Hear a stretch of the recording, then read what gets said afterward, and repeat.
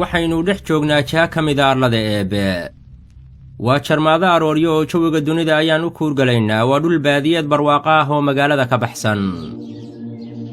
yeedhmada duurjoogta iyo qulqulka biyaha amase huganka hawada marka laga yimaado ma jiro sawaxan iyo buuq dhaguha ay maqlayaan oo halkan ka jira. ma jiro farsamooyin gacmeedyo aadamuhu nashqadeeyeen sida guryaha iyo baabuurta oo indhuhu ay qabanayaan oo wax walbaaba halkan waa rabbaani asala. dhada dul joogta doogga oo aad roob u malayso iyo widdigii maalintii waxay indhuhu qabanayaan daruuro buuraha dul heehaabaya. malaayiin abuur oo kala muuqiyo awooda duwan oo daayinkeennu uume ayaa meel walba ka muuqda oo jiho walba oo arladan eebbe aad jilleecyad waxaad arkaysaa calaamado cibro qaadasho leh oo jiraarka ilaahayna muujinaya.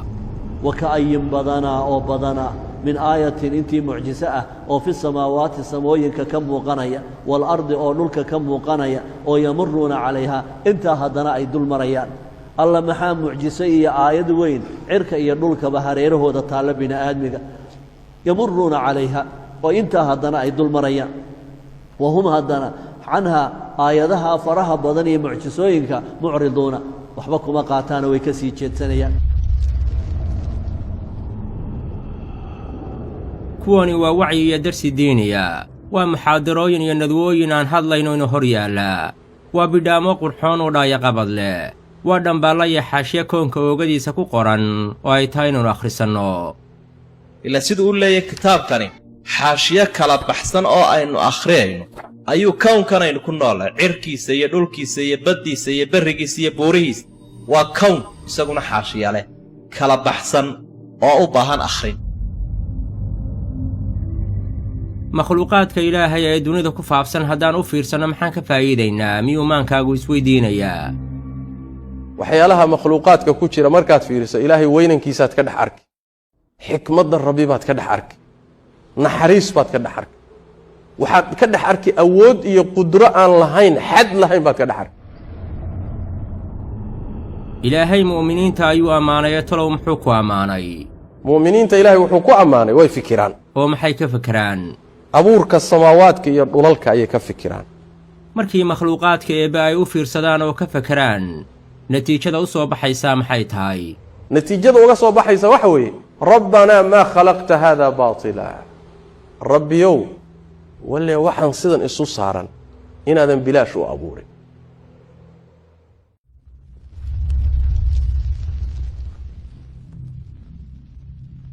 qaybtii koowaad ee barnaamijka xaashiyaha koonku ha inoo bilaabato. cadceedda ifaysa daawo, ilwaadka iyo nuurka daawo, abaabulcadaanta daawo. qorraxda ama cadceeddu waa mid ka mida aayaadka ilaahay ee ibnu aadamku aadka u yaqaanno. waa iftiinka baaxadda weyn ee ifkiisu ku faafo dacallada dunida. waa tamarta iyo ilayska ugu weyn ee nooluhu uu ku tiirsan yahay. inkastoo maalinta iyo qorraxduba yihiin kuwa nooluhu u baahan yahay, misena waa arrin adag in lala qabsado weligeedba qorraxdu inay ahaato mid iska soo taagan oo aan dhacayn. bal qiyaas waxaa dhici lahaa dunidan oo bilaa habeen ah oo maalin joogta ah weligeed ku jirta. ilaahay wuxuu leeyahay: قل أرأيتم إن جعل الله عليكم النهار سرمدا إلى يوم القيامة من إله غير الله يأتيكم بليل تسكنون فيه أفلا تبصرون. waxaad tidhaahdaa nebi maxamedow, bal ka warrama hadduu ka yeelo ilaahay korkiinna maalin joogtaa ilaa qiyaamaha. waa kee eebbahaan ilaahay ahayn ee idiin keeni karaa habeen aad ku xasishaan miyaydaan wax arkayn? afalaa tubsiruun. ilayska dharaartii sida aynu ugu dhex jirno ayaynu arkaynaa qorraxdii oo dhanka galbeedka ku sii siqaysa iyada oo qiyaasaha rabbi iyo jaangooyntiisa ku socota. markaas ayaad maqlaysaa dadkii oo leh waa casarliiq. muddo kadibna iftiinkii cadceedda ayaa aayar aayar u suulaya oo lumaya ilaa duniduba ay noqoto mid mugdi ah. isweyddiiyo yaa hawlaha maamulaya oo wakhtiyada habeen iyo maalin isweydaarinaya oo kala soocaya. ilaahay wuxuu leeyahay: وآية لهم الليل نسلخ منه النهار فإذا هم مظلمون waxaa dadka calaamad ugu filan in maalintii aanu habeenkii ka siibno oo markaana mugdi ay galaan dadkii habeenka amuuman daawo shareerkiiyo aqalladiisa haddana ashqaraaradiisa ardaayada gogosha taalla umuuraha seexday daawo dunidan hadba dacal ayaa gelaya habeenkiisii halkaasoo dadkuna ay ku hoydaan gabaadkooda waayo habeenkii waxaa ku lamaan mugdi khatartiisa wataa dhulalka qaarkood habar dugaagga iyo halaqmareenka iyo aadamaha dhibwadayaasha ah ayaa iyaga oo mugdiga ka faa'iidaysanaya habeenkii gudaa si ay hagardaamo u geystaan sidaa daraaddeed dadku hadiya goorba waxay noqdaan kuwo ku nagi guryahooda si ay nasasho nafeed u helaan oo ay waxyeello uga badbaadaan ardaayada gogosha taalla umuuraha seexday daawo dadka intoodii lulootaa waxay helayaan hurdo iyaga oo naawilaya saacado koobanba kadib in habeenku uu tago oo mugdiga laga faydi doono bal qiyaas haddii malahaasi rumoobi waayo oo habeenkuba ahaado mid iska soo taagan oo aan tegayn bal ka warrama haddii mugdiga habeenkii aan weligeedba laynaga faydeen oo maalinta iyo ifkooduba ahaan lahaayeen waxaan jirin oo aan la aqoonba ilaahay wuxuu leeyahay قل أرأيتم إن جعل الله عليكم الليل سرمدا إلى يوم القيامة من إله غير الله يأتيكم بضياء أفلا تسمعون waxaad tidhaahdaa nebi maxamedow bal ka warrama hadduu ka yeedho ilaahay korkiinna habeen joogta ilaa qiyaamaha waa kee eebbahan ilaahay ahayn ee idiin keeni karaa iftiin miyaydaan wax maqlayn أفلا تسمعون habeenkii oo muujinaya sida uu maalintii uga duwan yahay ayaa xilliyadiisa dambe soo bandhigaya midabadiisa layaab kale ee madowga badan wakhtiyada dambe habeenkii ruuxu intuu hurdada ka tooso samada sare eega waa hubaal inuu arki doono duni deggan oo la yaab leh bal eeg waa cir madow oo ay ku xardhan yihiin xiddigo dhoohoodu dahab yahay iyo ololka daawo fugaa fagaaladeeda laxaa iyo ololka daawo xiddigaha samada teedsani mar waa tilmaamo lagu safro oo ku jihaynaya mar kalena waa dheeh qurxiyo samada misna waa hub lagu gano shayaadiinta بعض النجوم خلقن زينا للسماء كالدر فوق ترائب النسوان وكواكب تهدي المسافر في السرى ورجوم كل مثابر شيطاني لا يعلم الإنسان ما يقضى saqda dhexe marka aadamuhu seexday oo jawigu degan yahay cirkuna uu qurxoon yahay ayuu rasuulkii rabbi nabadgelyo korkiisa ahaatee intuu hooygiisa ka soo baxo ayuu samada eegi jiray sida laga wariyey saxaabigii cilmiga badnaa ee cabdulaahi bni cabbaas cabdillaahi wuxuu leeyahay nebiga sal lla alay wasalam baan maalin habeenada ka mida la baryey markaasaa nebigu faqaama annabiyu min aakhiri alleyl habeenka gelinkiisa dambe marka la gaadhay ayuu nebigu istaagay sala allahu calayh waaalih wasalam fakharaja fanadara ila asamaa intuu gurigiisii ka soo baxayo qolkiisii oo bannaanka soo istaagay buu nebigu samada fiiriyey sal alla alay wasalam markaasuu wuxuu akhriyey aayaddan إن في خلق السماوات والأرض واختلاف الليل والنهار لآيات لأولي الألباب wuxuu yidhi uma rajaca ila albeyti kadibna gurigiibuu dib ugu noqday qolkiisiibuu dib u galay fatasawaka watawada'a uma qaama fasalla waa soo cadayday waa weysaystay kadibna waa istaagay oo salaad buu isu taagay uma dajac kadibna waa seexday nebigu sal alay waslm xogaa intuu tukaday salaadaha buu seexday uma qaama fakharaja mar labaad buu haddana habeenkii soo kacay markaasuu qolkiisii ka soo baxay fanadara ila asamaa'i fatala hadihi alaaya mar labaad buu soo bax bannaanka intuu soo taagay oo samada fiiriyey ayuu haddana aayaddii akhriyey ina fii khalqi asamaawaati waalardi waاkhtilaafi alleyli waannahaar markaasuu haddana laabtay waa cadayday waa weysaystay kadibna salaad buu galay nebigu sal alay waslm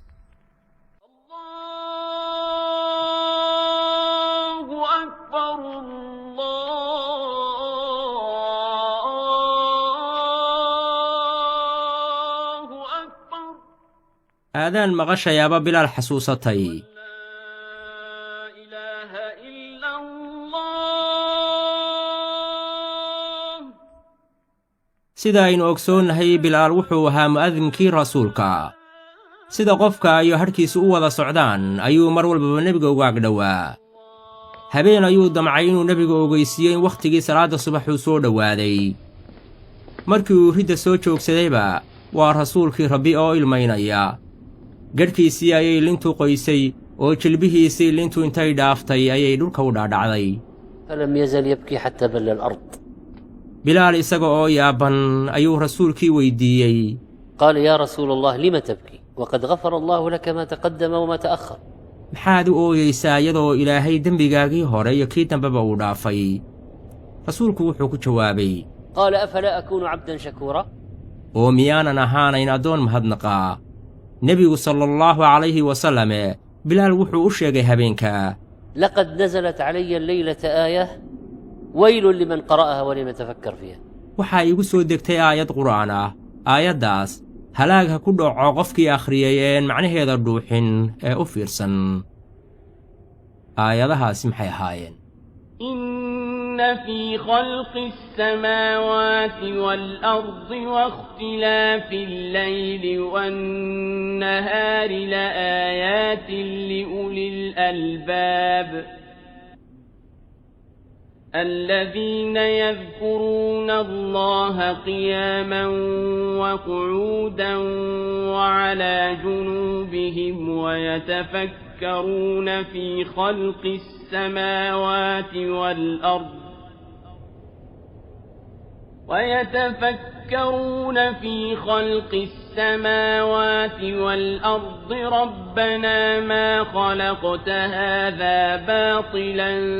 سبحانك فقنا عذاب النار إن في خلق السماوات والأرض أبورك السموينك إيا دولك وحكسوغا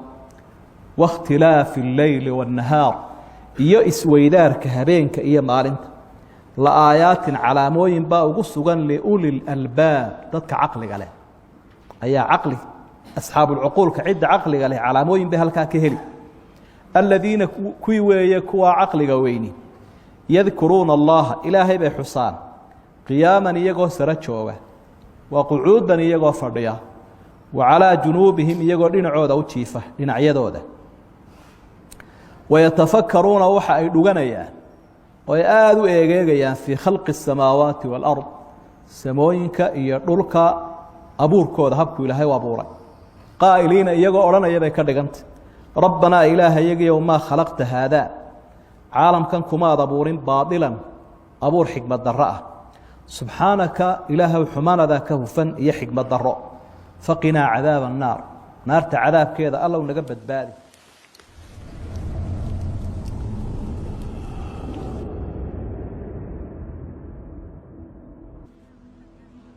dadka na maqlayo waxaynu cabbaar ka hor soo maqalnay وآية لهم الليل نسلخ منه النهار فإذا هم مظلمون waxaa dadka calaamad ugu filan in maalintii aannu habeenkii ka siibno oo markaana mugdi ay galaan dadkii mugdiga ayaa laynaga faydayaa si aynu dharaar cusub u soo dhowayno waa taasoo waa hiirtii waa beri astaamihii habeenkii lagu yaqaannay oo idil ayaa mid mid u suulaya oo nuurkii dayaxa ayaa tegaya qoraxda ayaa noqonaysa iftiinka jira adduunka ee ugu awoodda badan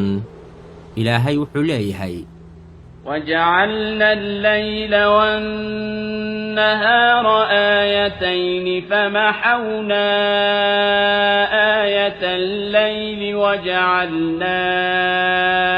آية النهار مبصرة وجعلنا آية النهار مبصرة لتبتغوا فضلا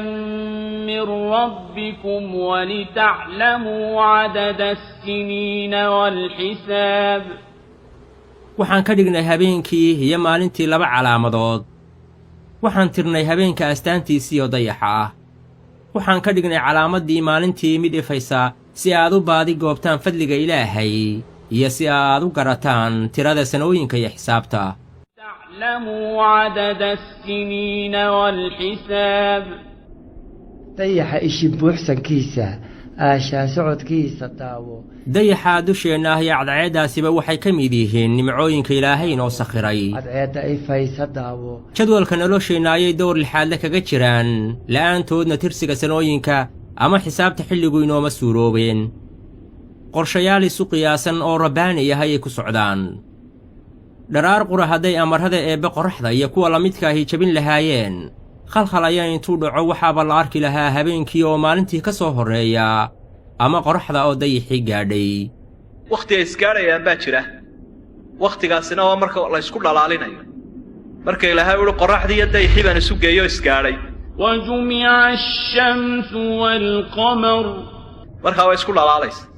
laakiin inta kale ilaahay baa kala ilaalinaya oo waa ballanqaad rabbaani ah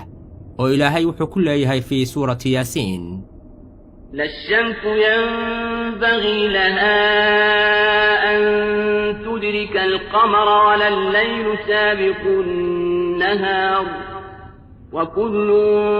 في فلك يسبحون qorraxda uma suurowdo inay haleesho dayaxa habeenkana uma suuroobo inuu maalintii ka horreeyo oo mid walbaaba falagiisu dhex dabaalan وكل في فلك يسبحون